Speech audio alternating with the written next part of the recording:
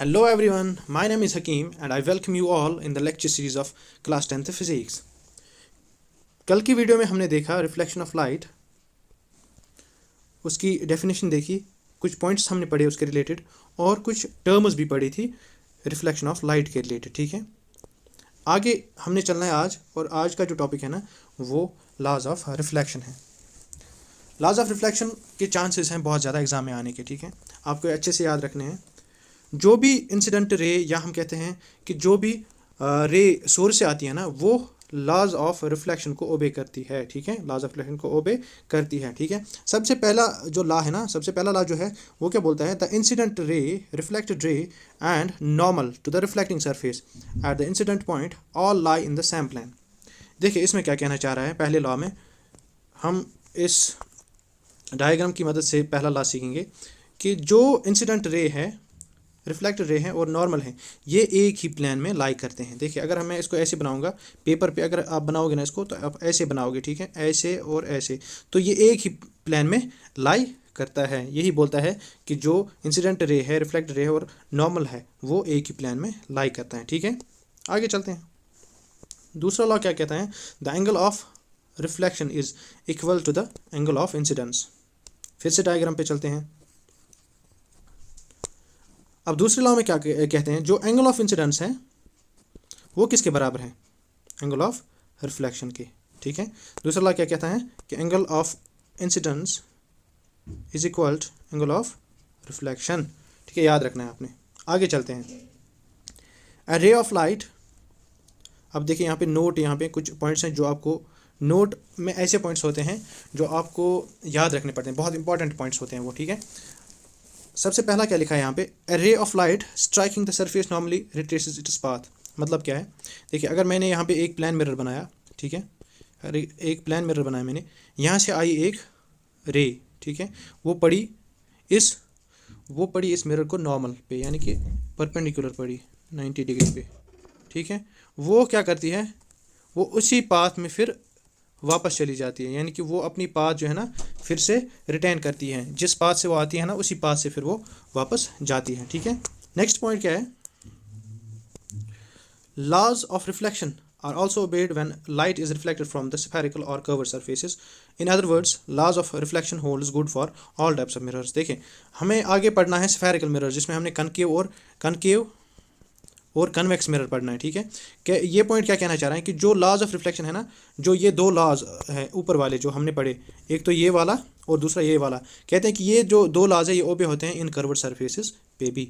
अभी हमने पढ़े थे ये सिर्फ प्लान मिरर के लिए, कहते हैं कि ये कर्व्ड सरफेसेस के लिए भी ओबे होते हैं। ठीक है, आगे चलते हैं।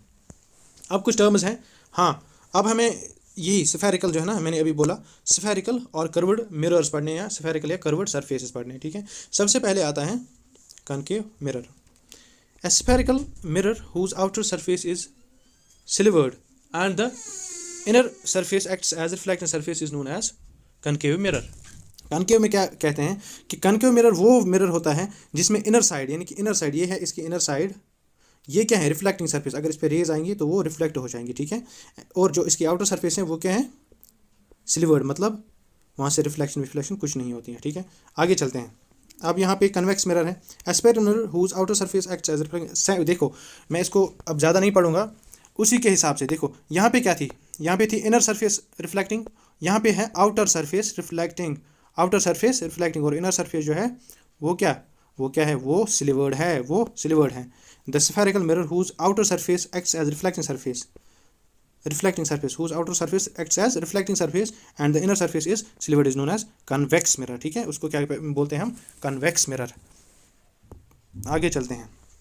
अब दो टर्म्स हमने याद रखनी है, एक तो कन्वर्जेंस और डाइवर्जेंस। ठीक है, कन्वर्जेंस और डाइवर्जेंस दो टर्म्स हैं, ये हमने याद रखनी है, इनको समझना है क्या होता है इनमें। ठीक है, तो देखें कन्वर्जेंस सबसे पहले, if a parallel beam of light after reflection meets at a point then the process is known as convergence. क्या कहना चाह रहा है इस पॉइंट में कि अगर रेज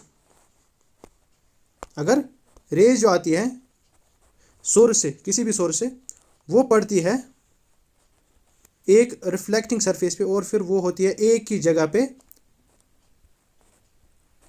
मर्ज, क्या होते हैं, मर्ज होते हैं एक ही जगह पे, या हम कह सकते हैं वो ज्वाइन होते हैं या मीट करते हैं एक पॉइंट पे। उस प्रोसेस को हम क्या कहते हैं, कन्वर्जेंस। ठीक है, तो जो कन्वर्जेंस है ना, ये किस टाइप के स्फेरिकल मिरर में होता है, ये कनकेव मिरर में होता है। देखो यहाँ पे लिखा है कनकेव मिरर। ये जो है ना कन्वर्जेंस, कन्वर्जेंस हमेशा हमेशा आप ये याद रखना, कन्वर्जेंस जो है वो कनकेव मिरर्स में होता है।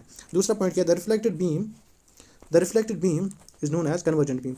अब जो देखो मैंने आपको पहले ही बोला कि बहुत सारी रेज जब आती है ना उनको हम बीम बोलते हैं। ठीक है, अब यहाँ से एक बीम आई थी, ठीक है, बहुत सारी रेज जिसमें हमें थी, तो वो पड़ी थी किस पे, मिरर पे, और फिर वो वहाँ से रिफ्लेक्ट हुई और एक जगह पे मीट हुई। तो उन रिफ्लेक्टेड रेज को क्या कहते हैं, रिफ्लेक्टेड बीम। कलेक्टिवली उनको क्या कहते हैं, रिफ्लेक्टेड बीम। ठीक है, आगे चलते हैं। अब है डाइवर्जेंस, उसका अपोजिट। ठीक है, उसका अपोजिट, सॉरी पहले मैं इसको चेंज करता हूँ।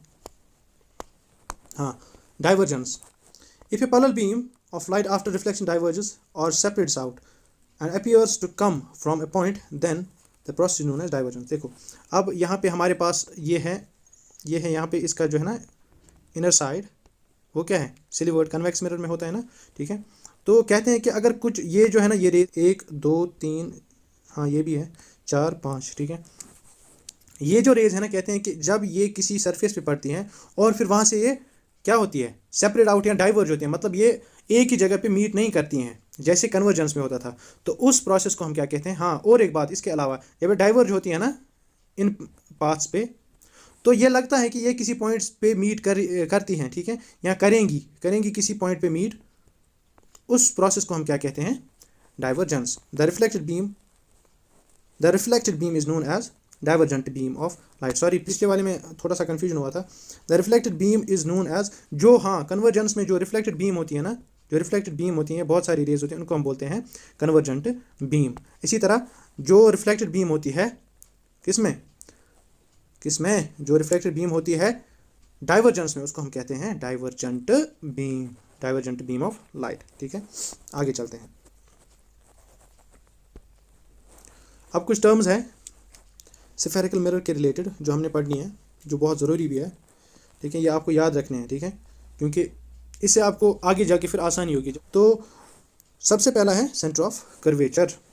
The centre of a hollow sphere of which the curved or spherical mirror forms a part is called as centre of curvature. देखो मैंने आपको पहले बोला, जो स्फेरिकल मिरर होता है ना, वो किसी सर्कल या हम कहते हैं स्फेरिकल बॉडी का एक पार्ट होता है। ठीक है, यहाँ पे ये स्फेरिकल बॉडी का एक पार्ट होता है।